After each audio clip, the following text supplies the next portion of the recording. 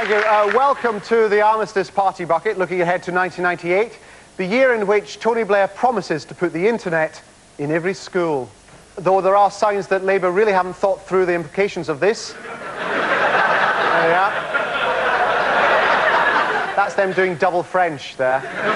It's the year of the World Cup, and as final preparations get underway for Britain to lose its bid to host it in 2006, the government reveals plans for the construction of an impressive 5-stadium football multiplex. It's the UCI Footiplex in Ross-on-Wye, showing popular matches in the large grounds and smaller Eastern European games in the Art House Stadium. Now, it's the year in which the Queen will finally resolve all doubts about the succession by announcing she's going to remain Queen permanently. When she dies, her head will be cryogenically preserved in a box of frozen nitrogen and will be used to greet visiting dignitaries. And following Britain's success last year in driving the first supersonic car in Nevada, John Prescott will this year announce plans for an integrated supersonic transport policy to alleviate 200 miles an hour traffic jams building up in the Nevada desert with a possible desert widening scheme. And finally, it'll be the year the BBC will have to defend John Humphreys against Labour's constant accusations that he keeps interrupting them with his pertinent questions. Do you want to cut the starting rate of tax from 20 pence in the pound to 10 pence in the pound? Yes, I would like to. That's a long-term objective of the Labour Party. There are some people, perhaps many people, who don't work at the moment because it doesn't pay them to work. What I said yesterday and you're assuming that if you change that, then many of those people who aren't now working will work. Well, look, you say you would like to cut the starting rate to 10 pence. How would that work? Well, I think inevitably you would... Is any of it doable, achievable now? You can't ask me, therefore, to make a judgment. Ah, but I can, you see. Let me finish this point. What you're saying quite clearly from everything you've said this morning is that you would oppose that. Well, I prefer... No, let me explain. What you said this morning is that your proposals are based on principle. Exactly. Well, but you're not saying that. But John, of course my proposals are fair. You want to be able to say, not at all. This is our principle, this is where we stand. We're not actually going to oppose look, that. John, so look, you're John, saying we want this, but we want to oppose that. Look, John, the principle is... What you seem to be saying is, gentlemen, those are my principles. We won't oppose it. Well, I don't want Brown, thank you very much. Thank you. There we are, Peter David, new year. Are you excited by the prospect of a new dawn of opportunities as we go hurtling towards February? I don't know, 1998, it's a sort of non-event year. It's like the last dull year, isn't it? There's 1999, we'll all be excited about the millennium, and then 2000, we'll be celebrating the millennium. 2001, there's the Space Odyssey, we'll be celebrating that. And also the tossers that didn't celebrate the millennium in 2000, because actually it's 2001, they'll be celebrating. I was going to say 2003, when the Millennium Dome opens. The funny thing is about this millennium is we're hurtling towards it, and the closer you get, the more boring it gets as an idea. I mean, it's 2 years' time. Yeah, you know, I mean, so exciting. No, it doesn't. The 2 years' time dome. Tonight I'm going to party like it's next year. In the cult 70s show, Space Soon. Of course, there's that film company. Very soon after the millennium, there's a film company that will have to be known as Last Year Fox. And apparently, we're going into 1998 with one of the hardest governments ever. And in the words of the song, things can only get tougher, as was evident from the message at one of Labour's recent press conferences. They are getting very scary, and Tony Blair, he's been proving just how tough he is. Put one foot wrong, and he'll come down on you like a ton of new bricks. Veteran gaff machine Claire Short found out when she talked a load of old sense on Breakfast with Frost. I think the fact that a lot of young people use cannabis and see it as relatively unharmful. It's new Labour, it's tough Labour. Tough choices, new choices, tough on the causes of choices. Best of all has been the arrival of a brand new breed of toughest ever Labour politician. They kiss your baby and they carry guns. Exercise before the election, the military wing of the Labour Party.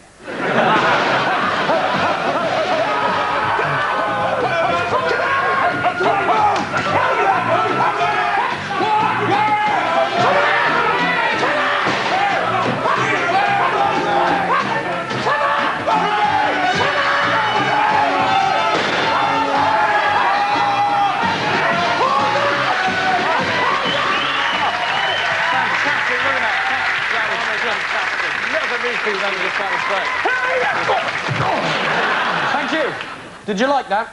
We were tough there, weren't we? Yes, that was tough. I think we got the message. Now, can I just ask you a question? There are some who've said you're simply the Labour shadow cabinet who saw the SAS documentary on telly and thought it looked really good and put lots of balaclavas on and ran around. All right, well, who are you then? Well, because of our need to preserve our anonymity, I cannot reveal that. But I assure you I am not Jack Straw. Right, and that's not David Blunkett. That's not his dog. No. And who are you not? I'm not Harriet Harman. And who are you not? John Prescott. And I'm not Robin Cook. OK, New Labour, now you say that you are prepared to make tough choices, yes? Yes. OK. Choices that may not be easy, they may not be popular. Yes, tough choices. All right, tough choices. It's 11 o'clock at night, you're at a restaurant, you have had a lovely meal. Here's the sweet trolley. Now, what are you going to choose? But you can only have one who'll be sick. Come on, make it up. When we talk about tough choices, The Black Forest Gatto looks very nice. No, actually, I fancy profiteroles. Choose now. OK, we'll have the cheese. Cheese? Yeah, but it's not sweet, it's healthy. It's the tough choice. Cheese! Choice number 2, career or baby? Baby. But smack it! OK, good. All right, tough choice number 3. Sister Wendy, shag or die? all right, you're doing well, but let's try something a bit harder. Right. OK, now, here's a lovely little kitten, and here's a cuddly little puppy. All right? There they are. Right, now, which one are you going to shoot? What do you mean? What do you mean shoot? I'm not going to shoot anything. No way. Are you scared? Political party with a Are you scared? Make a choice, you're under pressure. Oh, come on, it's easy. It was like, we'll have cheese, or we'll shag Sister Wendy. We give you a really tough choice, you win both. Hey, I hope Tony's not watching. Yeah, well, ladies and gentlemen, I'm afraid that New Labour are unable... I'm going to shoot the cat. Right, good, OK. Okay, wait, hang about. Let's go. Just a second, hang on. This is Jackie. This is the lovely little girl who owns this kitten. Are you still going to shoot it? Listen, you soft git, we're still going to shoot it! Yeah! New Labour, you have just shot this little girl's tiny kitten on national British television. Oh, what's that? And we've just heard that's gone down very well with the public and Labour's gone up in the polls. Well...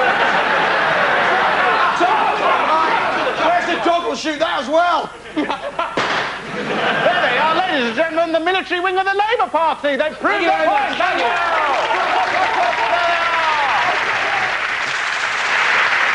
As of yesterday, Britain took on the presidency of the European Union. It's the nearest Blair will get to his ambition of having Britain at the heart of Europe, unless Europe also takes in the Atlantic Ocean and the east coast of America.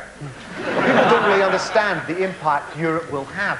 For example, most of us aren't even aware that we've all just enjoyed our last ever British Christmas. That's right, the problem is that Christmas is inefficient.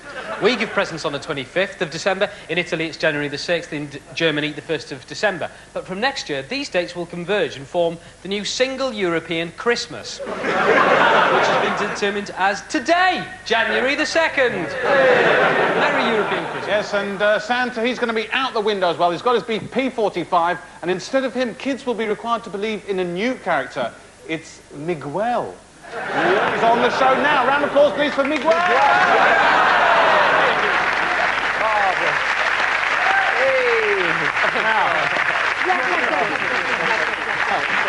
Whoa, Miguel. Now, let me just explain. Miguel has 15 eyes, one for each of the member states, so that he can watch the children of each country to see if they're being good.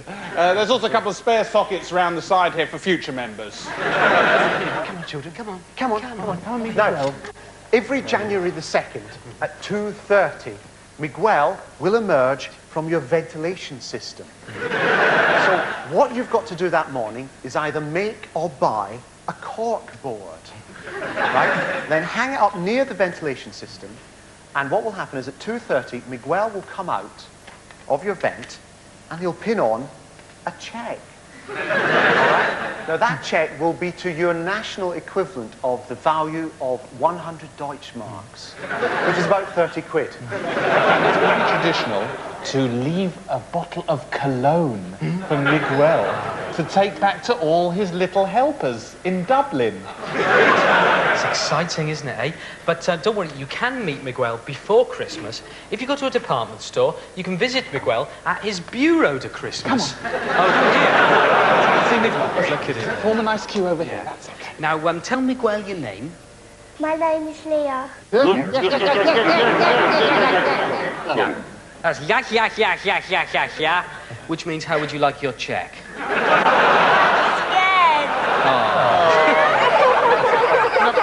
All right, never mind. Ladies and gentlemen, the single European Christmas. Don't you just love it? Believe in him. Believe in him. Believe in him. Now, one thing to look out for this year is that more and more politicians will be making speeches with jokes in them because they actually think that jokes make them look more human.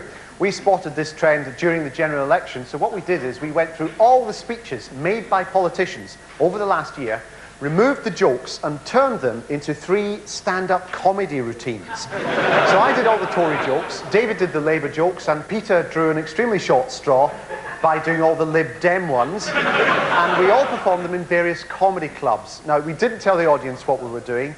They thought they were genuinely our jokes. Here's how we got on. Thank you. Thank you. Thanks very much. Thank you. So, there's an election on. You see the election? Or was it just me? Yeah, I was just looking at the Labour Party. I mean, they're a bit odd, aren't they? They're a bit funny. Because if you look at their expenditure policy, you see, it's in such disarray. Right, I reckon it's in such disarray that if Labour get in, the taxpayer will be carried over more thresholds than Zaza Gabor or Elizabeth Taylor. You ask me, they're all as bad as each other. Yeah, they're all as bad, except for one man, Prescott. Isn't he great? Yeah. He is the man, isn't he? Yeah. I mean, the Tories, they say of Prescott, they say, you know, you can't understand the word he's saying. His syntax is all over the place. I keep talking about his syntax. Well, I thought syntax was the 23rd Tory tax rise. In Eastleigh the other day and said, what's the difference between the Conservative Party and a larder? And I said, I don't know, what is the difference between the Conservative Party and a larder? And he said, one's clapped out embarrassment from the 1980s and the other one's a Russian car. The other day I noticed that Tony Blair, he pulled out of that debate. Right, you all remember, he pulled out of that debate. And the Tories sent a chicken round. Now, I don't know about you, but turkeys may not vote for Christmas, but I don't think chickens are going to turn up for television broadcasts. You'll like this. You'll like this. I see Captain Jean-Luc Picard has come out for Labour. Did you see that? Did you see that? Patrick Stewart, the actor, yeah? He's come out for Labour. Captain Jean-Luc Picard. Well, I say one thing, we've got a few Klingons here, haven't we? Got a few Klingons here. First of all, there's John Major clinging on till the last minute. And then there's the ultimate Klingon in Tatton, Neil Hamilton. Yeah. Yeah. Labour Party are terrible, though. They're into privatisation now. Yeah, rail privatisation. Do you know what we should do with rail privatisation? Stop it dead in its tracks. I think the Labour Party are a tin of beans. Half-baked beans. And the Liberal Democrats are has-beens. Don't you think? Politics is like bicycling. The more you bicycle, then the faster you'll get to where you want to go. Thanks very much. Thanks. Anyway, you've been a great audience. I'll leave you with this thought, and this thought alone. You can't tell all the truth all the time. Thank you very much. Good night. I'd just like to leave you with the words of Gladstone's wife, who said, William, you would be an unbearable bore if you were not such a great man. Thank you. Now, of course, 1998 will, of course, see the Football World Cup, and the statistics for that organisation will be staggering. 10 million bottles of Coke sold, 600,000 programmes bought, and 3 goals scored. There's a lot of sport coming up this year, the World Cup, Winter Olympics, and it would be really nice to win something. It really would. So what we've decided on this show, we've invented a sport that Britain is guaranteed to win. It's a radical new ball game. It combines everything that we in Britain are good at: determination, stamina, courage, and costume drama. It's called Association Costume Drama, and Peter and I love it. And here come the teams, the costume drama teams, onto the lawn. Now, Association Costume Drama is a team of skill, flair, daintiness, and dresses. So let the game commence. Pray, my friend, take this post haste to the opponent's goal. I shall, sir. There's a captain. And there's the music. Off we go. The men have got possession of the ball. And they keep it mightily. Pardon me, madam, but I shall not be trifled with. Good defence there. And some flirting going on there. What a handsome bow. Aha! Oh, the flirting. I have it! You sly creature, you. Lady The ladies have the ball, and that's vexed the men cruelly. Madam, I've news of your aunt. She's dead. Oh, that's a foul. She hasn't got an aunt. She's fainting, we're fainting. Lord, I am distracted. I can support this no longer. Oh, she's milking you. My card, sir. And the referee's showing you a card with the word blackguard written on it. Blackguard! You're a foolhardy or a fool side. Demand satisfaction. He's demanding satisfaction. The referee's having nothing of it. And he's given the ladies a free proposal. So the men have to line up on their knees for the proposal. He wants them 10 yards back, most fastidiously in my book. Gentlemen, to the left, if you'll be so kind. A few words there from the goalie, a most vulgar chap. Forgive me, but I must speak. I desire your hand in marriage. There's the proposal. Yes. The men have the ball. Lord Cedric's got the ball. He's dribbling back onto Shearer, and now the goalkeeper's got the ball. Over to Lord Falderide.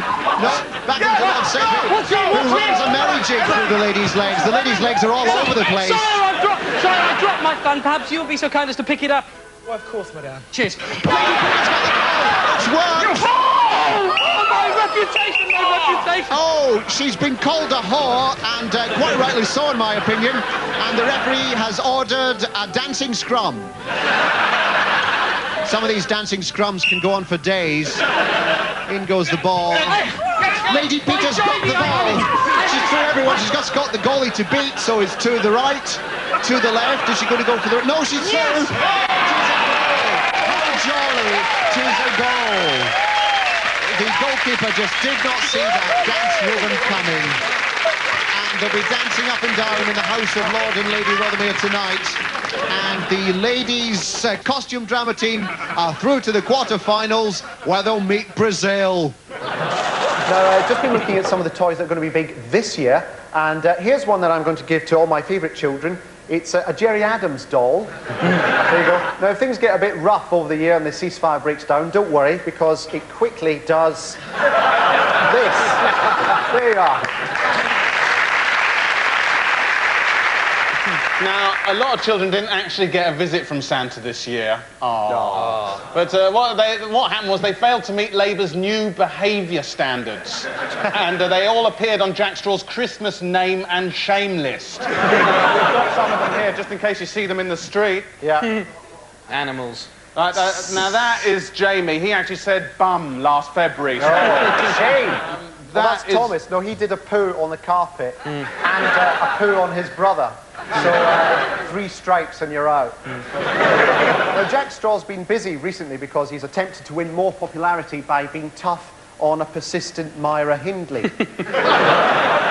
Straw says not only should she stay in prison, but to make matters worse, she should spend the rest of her days strapped to a waltzer. Part of the reason the public don't like Hindley is that photograph that was taken of her in 1960. Now, maybe if she'd hired an image consultant and organised a relaunch, then maybe Straw would have been a bit kinder to her. I mean, it is all about public opinion, ultimately. I mean, look at Louise Woodward, right? I mean, you hear people saying, if you look at all the evidence, if you watched all the footage, as I did, really gave 100% attention, then you'd see that she was innocent. And they say, well, who did it? Oh, it's the mother. You can see in her eyes. I got this, actually, at Christmas, because it's good to sell videos with extra material, and this is the Louise Woodward trial with previously unseen evidence. Just going back to the law and order thing, actually, because we got involved ourselves last year, because we managed to resolve the O.J. Simpson question even before his civil trial came up last year, when I went to meet O.J. Simpson on his visit to the Oxford Union. Hey, my man, I thought you weren't going to be here. No, I made it. Thanks a lot. Thanks. Thanks. Luke.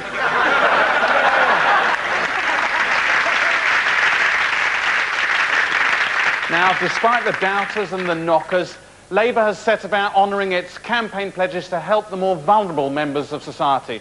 Bernie Ecclestone, the royal family, single businessmen with 2 or more offshore tax havens. And all this was made possible by Gordon Brown and his Treasury team befriending the markets and aggressively wooing the city. Those who are already working. For them, things haven't really changed since the election. Job insecurity is still rife, what with downsizing, companies tightening their belts, and the prospects of thousands of single mothers and disabled people swamping the job market. We visited an average office to see how people were coping with job insecurity. In Britain's offices today, pressure on employees is at an all-time high. Things are very tough around here.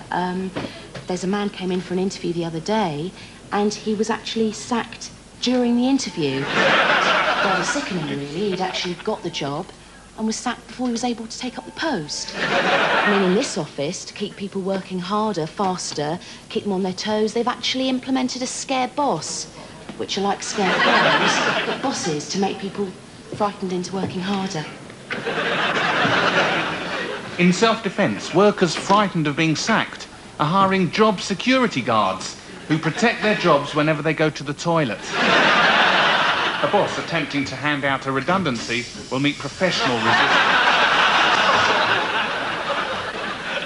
Elsewhere, more subtle methods of self-protection are in use.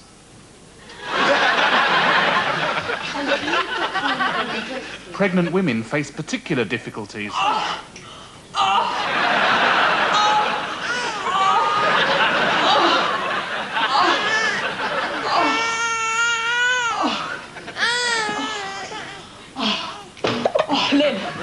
Take that down to the creche, will you? Some women go to more drastic lengths, disguising their pregnancy by making themselves look bigger all over. But for those less fortunate, the only hope may be a black market job.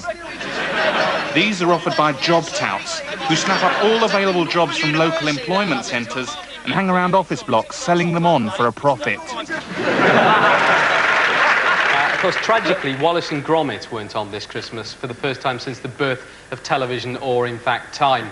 But I've got some exclusive security camera footage in my miniaturised area. Oh, marvellous.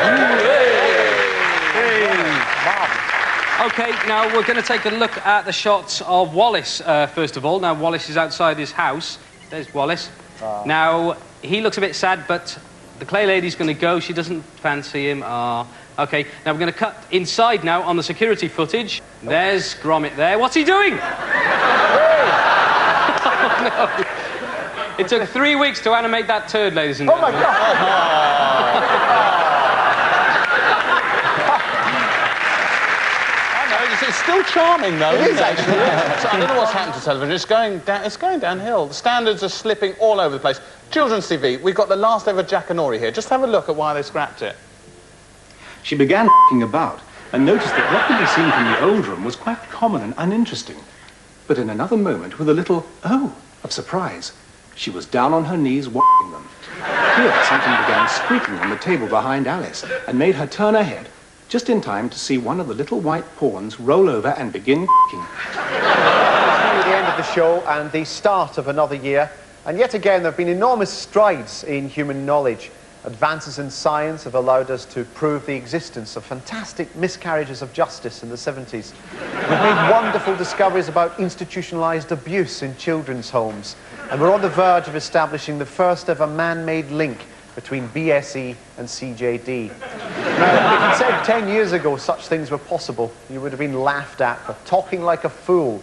or Arthur C. Clarke's grandmother. But on the night of the election, I put together my predictions for what the future might hold. Now it's time to look at some new advances. This is the Armistice Pish Podule, and we're going to put into it all the stupid theories that are clearly just pish just now. For example, theories such as that leaks from nuclear reactors have caused leukemia. In it goes. That's official pish. We'll lock them up in there until the year 2000 and then have a laugh as we see whether we were all backward fools in 1997. So, in go a few more. Here we are. Here's the claim, the pish claim, that the 250 deaths in police cells over the last 3 years were directly through mistreatment from the police, which is an unfeasible toss. Another one here, that local councils are infested with Freemasons, which is just child's fantasy, really. Another one here, that the Ministry of Agriculture has colluded with food manufacturers to allow dangerously low hygiene standards that lead to death, which is just old wives' piddle, really.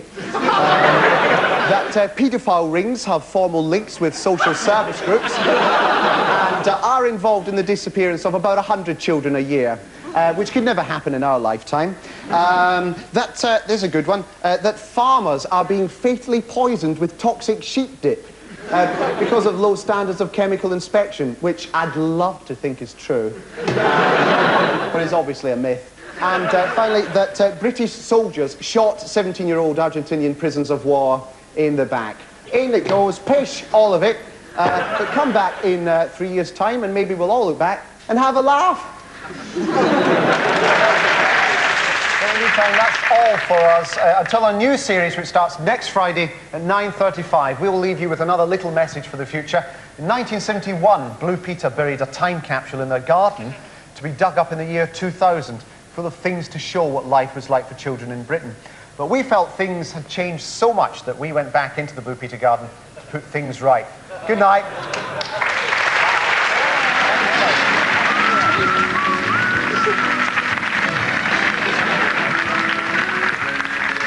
Look, planted for the year 2000. And then they're just going to chop it down. Pick a nice chair, that is.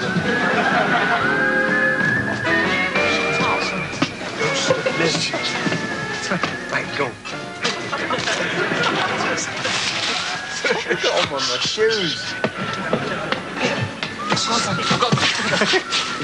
It's John Blue Peter's time capsule, not to be opened before 2000. Oh, that's a shame. No, right, we got it. Hey. Oh, I remember this one. Oh, I used to have that. Look, that's what kids of 1970 looked at. Right. This is what the kids of now look at. There we are. Where's the packs? Oh, there they are. Thanks. Yeah, thanks in that round the hooch.